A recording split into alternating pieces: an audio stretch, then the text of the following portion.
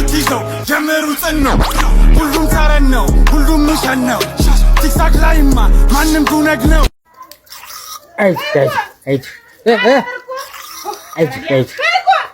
አልኩሽኝ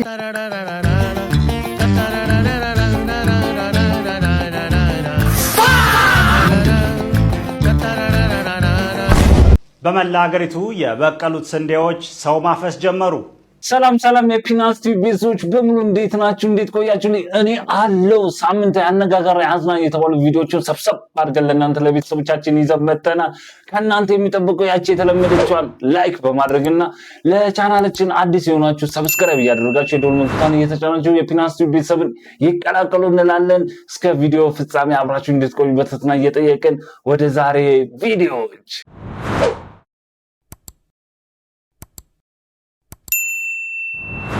እንዴት አባቴ ሲፈሳ ሰምቼ አላውቅም።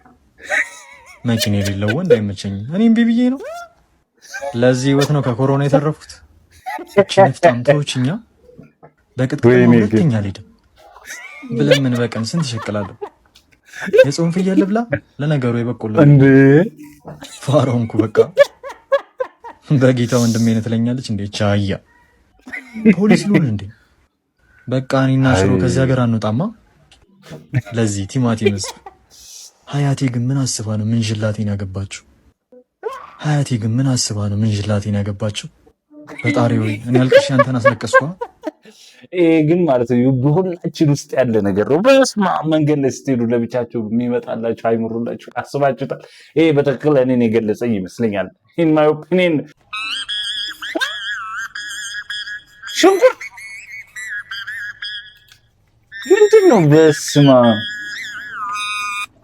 አሁን ለዚህ ሁሉ በሽንኩርት ነው እንግዲህ የተሰራው። ግን ስንት ሽንኩርት ቢፈጅ ነው? አረ በስማ ለተኛ ስል ቢምቢዎቹ የሳሎን ጌጥ አበባ መቻወኩኔ ድንገት ልቤ ስትገባ ወይ ታስተምረው ልቤን የፍቅር ፊደል መልኳ ቀለሙ ለቆ ሚለቅም አይደል አቤት ቁንጂና አቤት ውበት የቀዩ ፋኖስ ያምባው መብራት። ስንቶቻችንን ግን በቢምቢዎች ራሱ እንደዚህ የጨለል ነው፣ ባጭሩ የጨለል ነው መሽተኝት የምናውቀውና አቤት ቢምቢዎች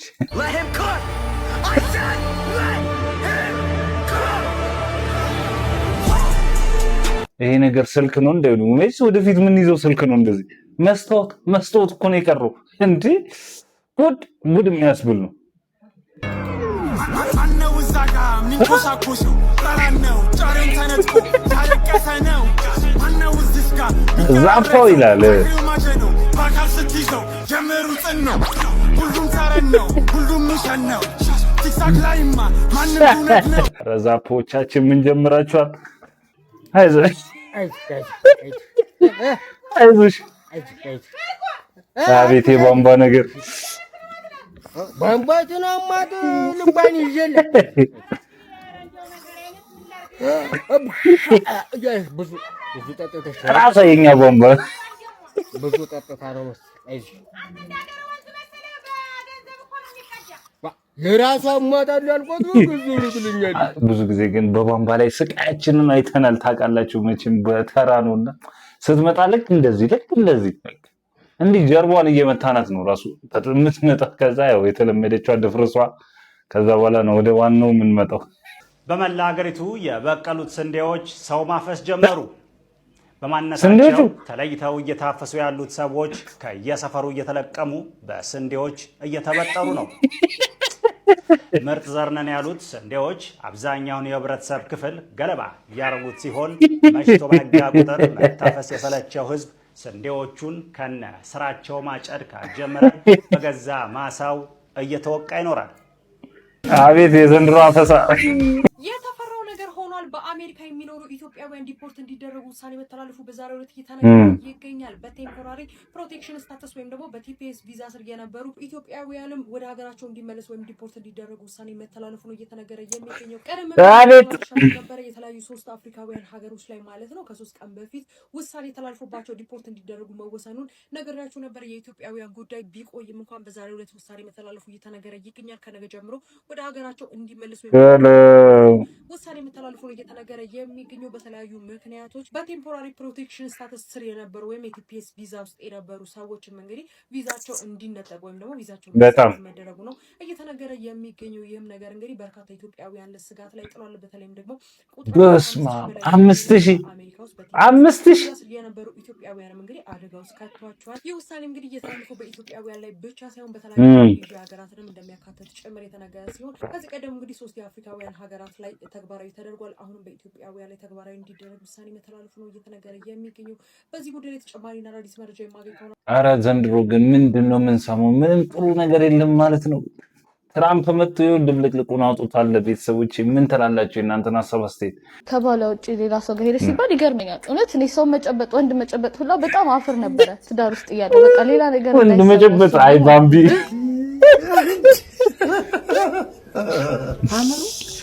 የድሮ ፋይል ይዛችሁ ምት እንኳን ደስ አለን። ገና ሊጉ ሳይጀምር አንድ ዋንጫ ሳክተናል። አረ ብራዘር ያርገውና ይሄን ዋንጫ ማንቼ ቻምፒዮንስ ሊግ በልቶ የሚያስቀምጥበት ትሪ ነው። ይቻማችሁ እሱ ሳይነግረው እርጥብ ለምላት ሄዱ ሁሉም ሲታፈሱ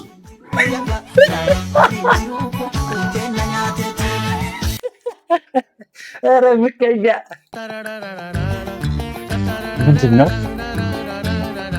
ምንድን ነው?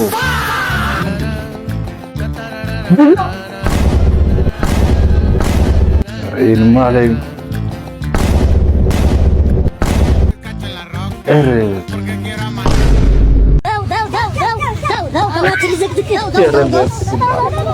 ምን አይነት አሁን ምግብ ነው ግን ምግብ ነው። እሺ በኤሌክትሪክ ይላል። የራሷን ዲጂታላይዝድ አዘጋጅታለች። ኩክ ሊያደርግ ነው። ኩክ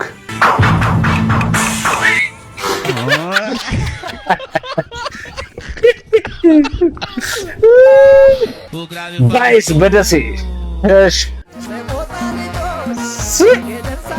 ኧረ ባይስ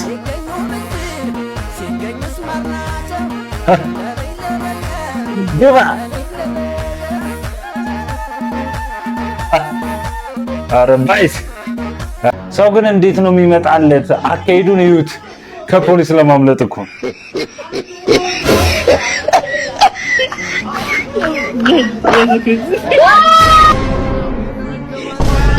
mama yangu game over. Mwenye uwanja wake kaingia sasa. Game ikaisha. Maana soko መቼም ያው በሰሞኑ አፈሰው ጉዳይ ነው። ሰው ግን ከየት ነው የሚመጣለት አይዲያው? በመድኃኒዓለም ምን ማስመሰል እንደኛ ጋይስ ቻይና ውስጥ ምን እየተከሰተ እንዳለ እዩማ። ሰው ከኋላ ያለው መኪና ታያችሁ፣ በደንብ ካያችሁ ገቢ ነው የት ነው ያለው? ማለት እየነዳው ያለ ሰው የለም። አንማንድ የሆነ ጎስት ትራክ ይሉታል። ማለት ሰው የማያስፈልገው ራሱ የሚነዳ እንደዚህ ጂፒኤስ ሳተላይት ነው። አረ ቻይና ማታመጣብን ጉድ የለም። ትራክ ነውና አሁን እዛ ኮንስትራክሽን ሳይቶቻቸው ላይ በአብዛኛው የተጠቀሙት ያለው ይሄንን ነው። በዛ ሲሉ ደግሞ እንደዚህ ነው። ሁሉም ከኋላ የምታያቸው ምንድነው ነው ቴክኖሎጂ? እሺ ምን ይባላል?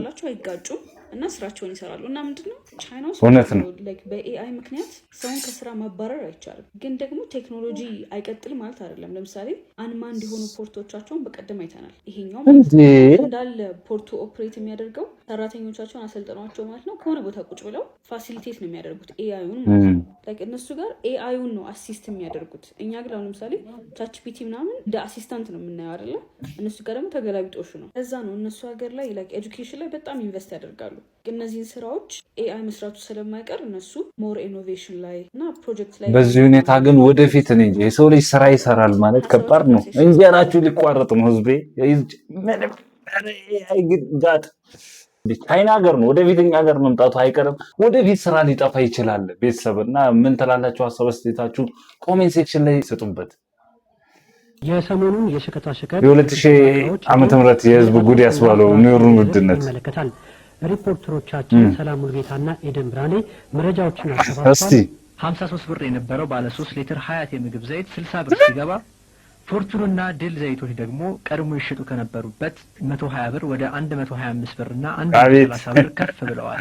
ስኳር በኪሎ በ8 ብር ከ50፣ ጨው ከ1 ብር እስከ 1 ብር ከ25 የተሸጡ ይገኛል። ስኳር 8 ብር ከ50 ወይኔ ላይ 2000 ሴራና ቼራሊያ ፓስታ 5 ብር ከ50 እና 5 ብር ይሸጡ ሲሆን የውጭ ሀገር የፓስታ ምርቶች ደግሞ ከ8 ብር ከ50 እስከ 9 ብር ይሸጡ ነው የሚገኙት። መኮሮኒ በኪሎ 8 ብር ሲሆን ከሳምንት በፊት ከነበረው ዋጋ የ50 ሳንቲም ጭማሪ አሳይቷል። ሩዝም እንዲሁ የ1 ብር ጭማሪ በማሳየት ከ7 ብር ወደ 8 ብር 7 ብር ወደ 8 ብር በጣም ኑሮ ተብሏል። ሲሆን ከ8 ብር ከ50 ወደ 11 ብር በስማ የሱፍ ዋጋ በኪሎ 9 ብር ሲሆን ጥቁር አዝሙድ 20 ብር፣ ቀይ ተልባ 12 ብር፣ ኮረሪማ 26 ብር፣ አደንጓሬ በ24 ብር የተሸጡ ሲሆን አረጉሩን አሁን ያለንበት የኑሮ ውድነት ግን ለማን ነው አቤት ምንለው? ጋድ ያኔ በደጉ ጊዜ እንኳን ተብሏል። ያሁኑም ቢሰሙት ምን ሊሉ ነው? ወይኔ ምን ሊሆን ነው ደግሞ እንዴ? አረ ተንቀሸቀሸ እኮ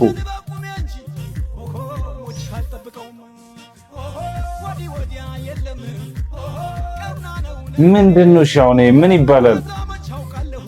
እንዴ አደጋ ለመፍጠር ነው። ሌላ ምንም ምን ጠቀም እንደዚህ ደራርበ የሰው ህይወት የሚጠፋ ባይስ ተመልሷል።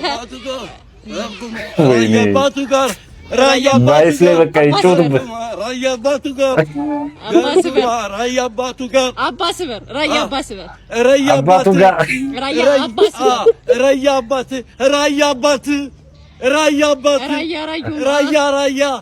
ራዩማ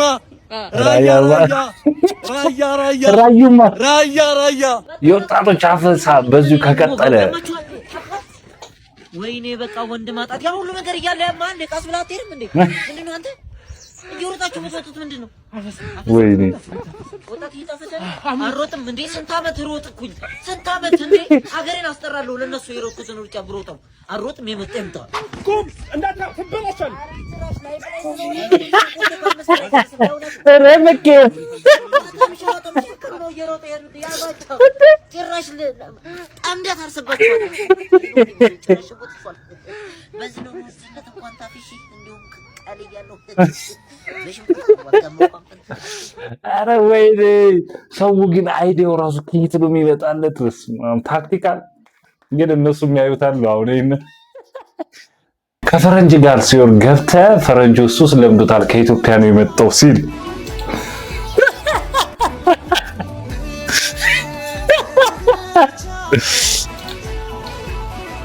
አዲስ የገዛሽውን 19 ይዘሽ ሽንት ቤት ገብቶ ድንገት ዱብ የሚል ድምፅ ተጣሪው እኔ አልጨርሰውም። ለራሳችሁ አንብቡት። ኧረ ወይኔ ጭራሽ ይሄን ያለው እንግዲህ አሳልፈን የምንሰጠው ማለት አይፎን 17 ዋናውን ቢወርቅ የምንለው አቤት ጋድ ስንቱን ታሰማን።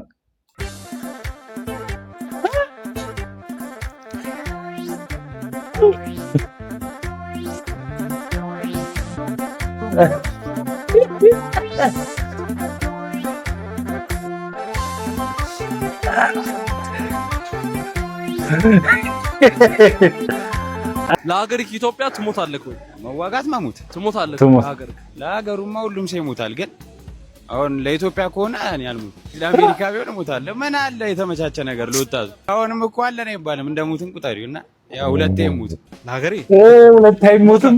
ከባድ ነው። እውነቱን ነው። እርግጠኛ ነህ? አዎ በደንብ ለሀገሬ እኔ ካልሞትኩኝ ብራዘሬ። እቺ ሚዲያ ላይማ የታወቀች ናት። አምሾር ምን ጥያቄ ነው አንተ? አይደለ ለሀገርህ ትሞታለህ ወይ? እንዴት አልሞትም? ምን ማለት ነው? ምን መሆናችሁ ነው እናንተ? አዲ ለሀገሬ እሞታለሁ በስነ ስርዓት። ይሄ ከባድ ጥያቄ ነው። እሞታለሁ በሚሉ ይያዝ። ለሀገር ኢትዮጵያ ለእምዬ ላደግንባት ሀገር ትሞታለህ አትሞትም? ኧረ አልሞትም። ኧረ አልሞትም። ነገር ያስፈልገናል ለመሞት መደረግ አለበት። ያለው ባንዳ ባንድ ጌታ ይኸው ኢትዮጵያውያን እርስ በርስ ተገዳደሉ። ይሄ ነገር ዜና መሆን ካቆመ ጥቂት ጊዜያትን አሳልፏል። አሁን ላይ ደግሞ እየሰማን የምንገኘው ኢትዮጵያውያንን ላይቭ ላይ እያሳዩ እንደዚሁ በዘር ተከፋፍለው ተራረዱ የሚል ነገር በቪዲዮ ማስረጃ ስላላችሁ ምን ትላላችሁ? ምን አይነት ጭካኔ፣ ምን አይነት ሰብአዊነት፣ ምን አይነት ኢትዮጵያዊነት ነው? ኢትዮጵያዊነት አንዳንድ ጊዜ ያስደንቀኛል። እንደዚህ አይነት ኢትዮጵያኖችስ ከየት ነው የመጡት ስል እንድጠይቅ ያደርገኛል። እኛ እርስ በርስ ተጨካክነናል። አሁን ላይ በላይቭ አንዱ አንዱን ሲያርደው ሊትራሊ አንገቱን ቆርጦ ሲጥለው እያየን እንገኛለን። ይሄን የሚያደርጉ ደግሞ ሚሊዮኖች እያዩዋቸው መሆኑን ደግሞ ነገሩን የባሰ ከፋ ያደርገዋል። ይሄ የአእምሮ ህመም ነው ወይስ እንደኛው ሰው ሆኖ በሰውኛ አእምሮ ያሰቡ ሰዎች ናቸው እንደዚህ ያደረጉት ብለንም እንድንጠይቅ ያደርገናል። አረ ምን አይነት ጊዜ እኛው በእኛው ላይ ወንድሙ ላይ ተነሳ ማለት አሁን ላይቭ ላይ ምን ማለት ነው እናንተ? በመድኃኒዓለም ለእንደዚህ መፈጸም ከባድ ነው። ይህ ሰብአዊነት ጭራሽ ከሀገር ውጭ በረሃ ላይ ኑሮን ለማሸነፍ እንደዚህ ይወጣ። እንግዲህ እንደዚህ አይነት ፍጻሜ እንደዚህ አይነት ግድያ ላይቭ ላይ ለዘውም ምን ማለት ነው? ግን ኢትዮጵያዊነት ነው ወይ? በጣም ከኢትዮጵያ ያፈነገጠ ነገር ነው። እናንተ ሐሳብ አስተያየታችሁን እንግዲህ ኮሜንት ሴክሽን ላይ ያስቀምጡልን። የማታውቀውን ሰው ዝም ብለህ ታርደዋለህ። የማታውቀውን ሰው ይኸው የማታውቀውን ላይቭ ላይ አምጥታችሁ